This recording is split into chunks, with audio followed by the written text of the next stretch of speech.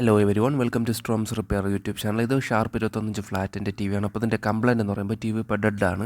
Board ഇളക്കി check ചെയ്ത് നോക്കിയപ്പോഴും മനസ്സിലായത് ബോർഡിൽ നല്ല ഡ്രൈ ഉണ്ട്.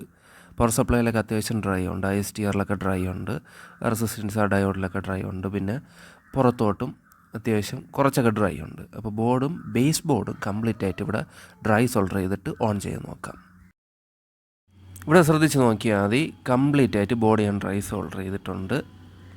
ബോർഡ് മാത്രമല്ല, ബേസ് ബോർഡും ഡ്രൈ സോൾഡർ ചെയ്തിട്ടുണ്ട്. ഓക്കെ, പിന്നെ ഒരു സാധനം കൂടെ മാറ്റിയിട്ടുണ്ട്. അത് വേറെ ഒന്നുമല്ല, PTC കൂടെ മാറ്റിയിട്ടുണ്ട്. 3 ലെഗുള്ള PTC ആണ്. സംഭവം പൊട്ടിത്തെറിച്ചിരിക്കുകയായിരുന്നു.